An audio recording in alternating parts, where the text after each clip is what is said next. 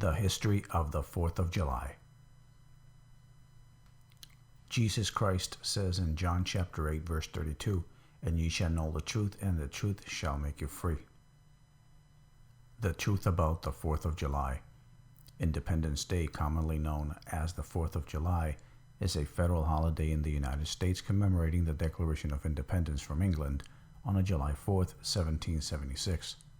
It's also associated with sports, fireworks, parades, barbecues, concerts, family gatherings, political speeches, and ceremonies. Public and private events, history, and traditions of the United States are also celebrated. Independence Day is the national day of the United States. However, it was not declared on July 4 as most people think.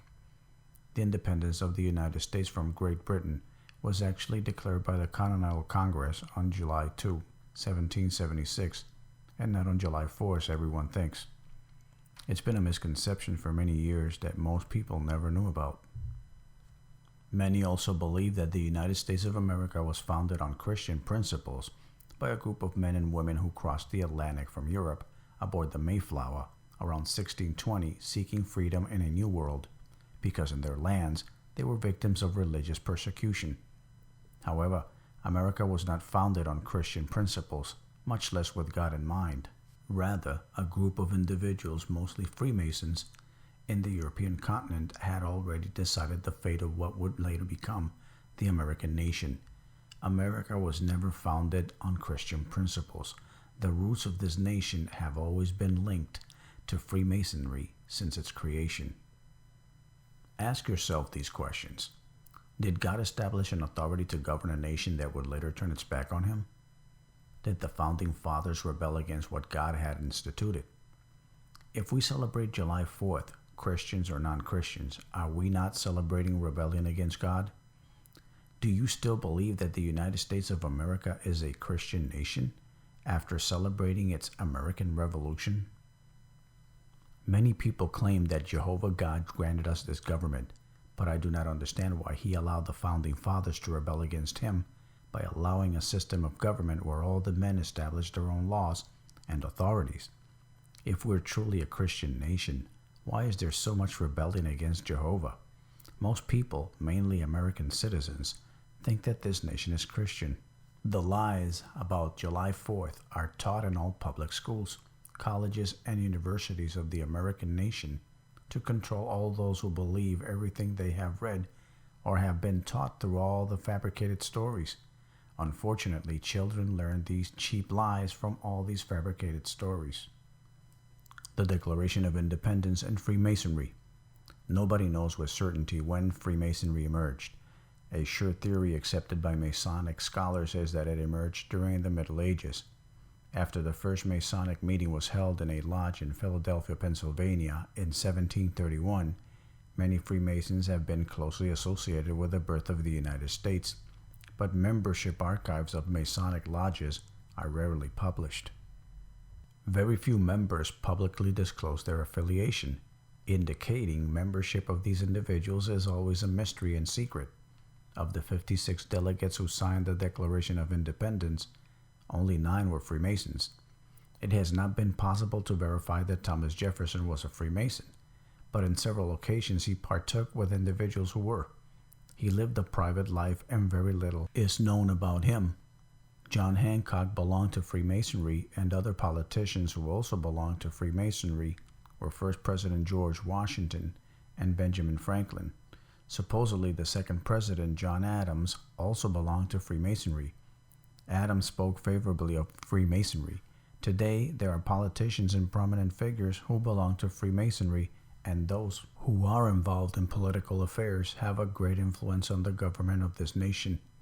That is why July 4th is important to Freemasons, because they influence the Declaration of Independence of the United States, and this influence rapidly proliferated throughout the 13 colonies.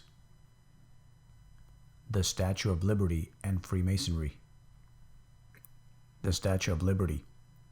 The Statue of Liberty was a gift from a group of French Freemasons to commemorate the alliance of France and the United States during the American Revolution. But to the individuals who proposed the gift, it meant something more. The Statue of Liberty, or Liberty Illuminating the World, named after its creators, Edouard René de la Bruyère and Frédéric Auguste Bartholdi, is the most precious symbol of the United States of America.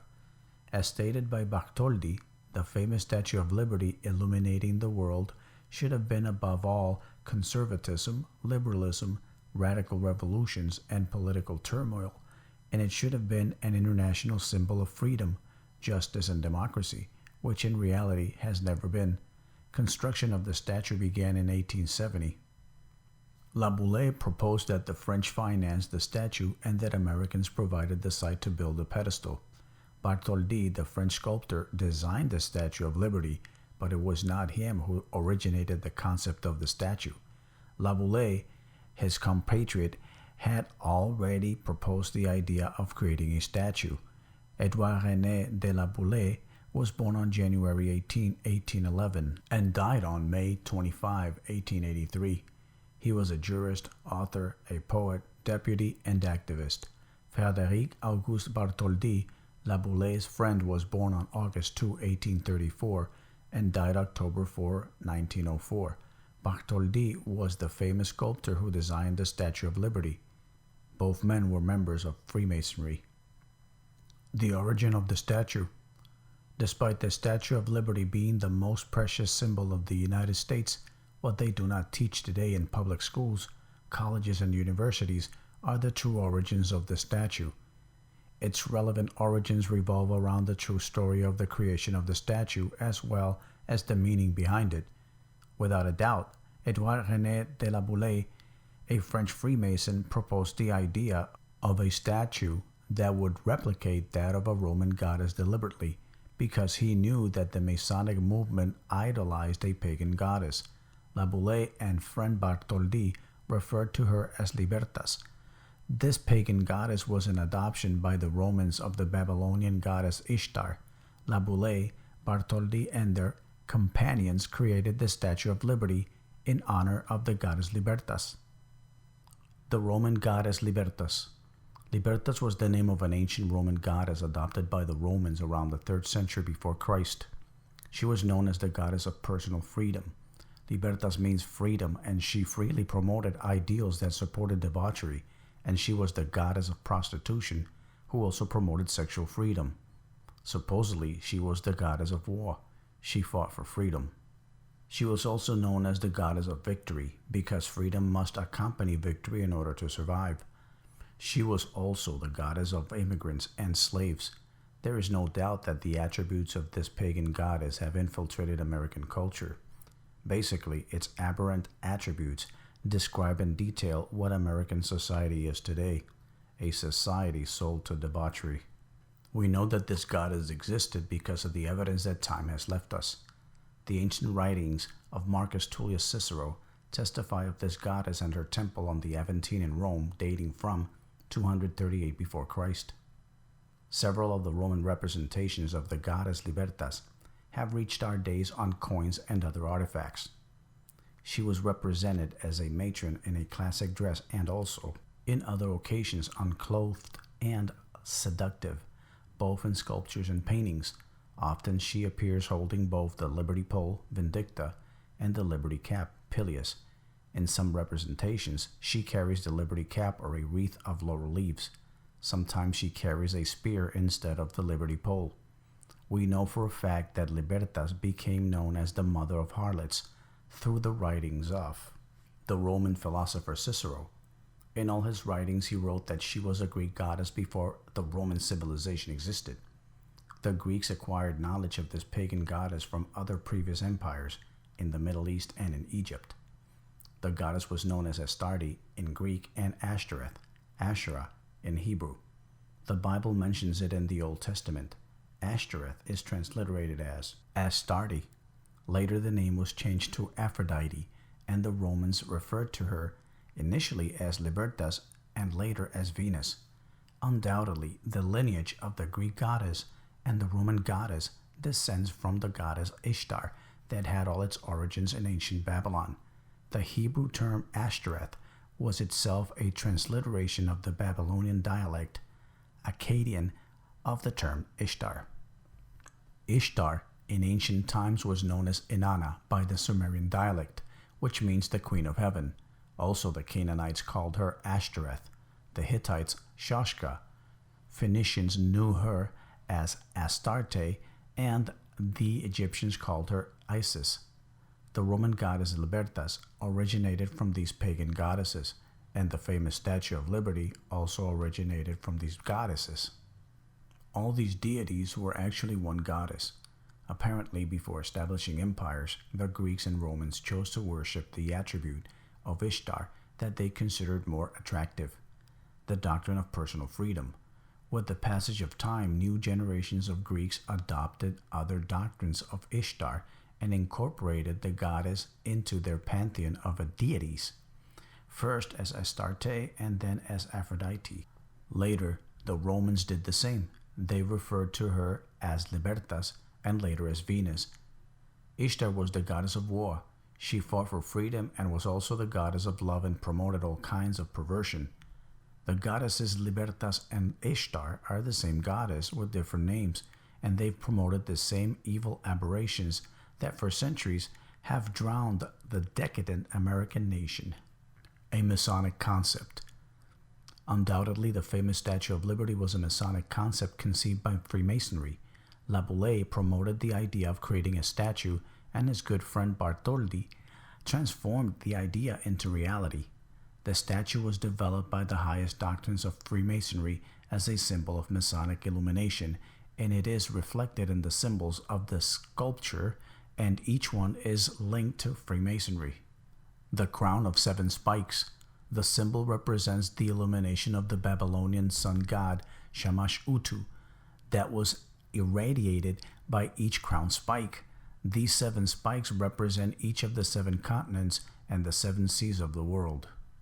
The tablet. Contrary to popular belief, the statue doesn't hold 2 tablets representing the 10 commandments that Jehovah gave to Moses. This is not true. They are not 2 tablets, but only 1 tablet with the inscription July 4, 1776 in Roman numerals. The robe. Originally, the Statue of Liberty was designed in the early stages to be in color. She was supposed to wear purple and scarlet royal robes, colors described in Revelation chapter 17 that the mother of harlots wears, but it ended up being made of copper. The torch. The symbol of the torch was designed to be a golden cup filled with the wine of freedom. This golden cup was made, but before the statue was completed and shipped, New York port authorities quickly demanded a modification of an eternal flame or light that would help the ships during nightly voyages. Bartholdi consented, and a natural gas flame was built for the statue. Mother of Exiles. The poem by Emma Lazarus, The New Colossus, is engraved in the base of the statue and refers to the woman represented by the statue with the title of Mother of Exiles. The poem forever has linked the statue with immigrants from around the world. The Babylonian goddess Ishtar represented the protective goddess of immigrants in Babylon. The Greek and Roman gods. Undoubtedly, Lady Liberty, with her classic stature, face, and clothing, comes from the Roman goddess Libertas, and her crown is an obvious reminiscence of the similarities of the spikes of the sun gods, Greek and Roman Apollo, and Greek Helios. Her crown is very similar to the Roman sun god Sol Invictus. The symbol of America's freedom is a lie, perhaps perpetrated by secret societies that seek to control the world. It is not pure coincidence that Bartholdi was photographed with a hand in his jacket like Napoleon, who also appears in photographs with a hand in his jacket. This stance is symbolic in Freemasonry. Undoubtedly, the creators of the famous Statue of Liberty were true members of a secret society linked to Freemasonry. The evidence cannot be denied. The Masonic Connections. When we look at the radiant crown of the statue, we notice its 7 spikes that symbolize the sun irradiating illumination. Illumination or enlightenment represents something positive to Freemasons, but it does not represent America and freedom, but represents Lucifer or Satan. The name comes from the Latin lux, light, and ferro, to bear or carry, which would mean light bearer. The Statue of Liberty is an idol representative of Freemasons and Lucifer. The secret societies identify with Lucifer through this satanic idol to dedicate the nation to him and at the same time demonstrate that they control the American nation and the world. The torch in her right hand represents light and illumination, and these elements, including the statue, represent Lucifer. Should Christians celebrate the 4th of July? The Bible declares in James chapter 4, verse 4, "You adulterous people, do you not know that friendship with the world is enmity with God? Therefore, whoever wishes to be a friend of the world makes himself an enemy of God." The verse proves that God had absolutely nothing to do with the formation of the American nation, and that it was not founded on Christian principles. Simply put, the 4th of July is a holiday created by the Freemasons and anti-Christian atheists. God doesn't accept the church celebrating pagan holidays. The Bible clearly confirms that Christians should not celebrate them because they are linked to occultism and, of course, Freemasonry, and customs originated in ancient Babylon.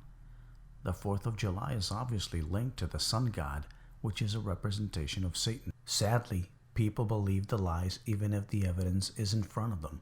They prefer to be manipulated by a corrupt system rather than renounce their vain beliefs.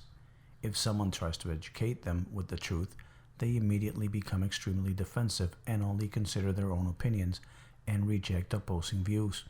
When people cling to holidays or pagan customs and someone tries to open their eyes, they obstinately refuse to listen to what the other person is trying to tell them. They prefer to believe the lies than to accept the truth. Jesus Christ says in John chapter 8, verse 32, "And ye shall know the truth, and the truth shall make you free." The Statue of Liberty is not a representation of freedom. She represents debauchery and perversion for people to do whatever they want. American freedom is defined as disorder, corruption, sexual immorality, political confusion, political and social chaos, and hatred towards God, among other things. This pagan idol represents Satan in all aspects. The freedom he offers is rebelling against our supreme God and Creator. Inevitably, the United States of America is heading towards a rapid descent to destruction.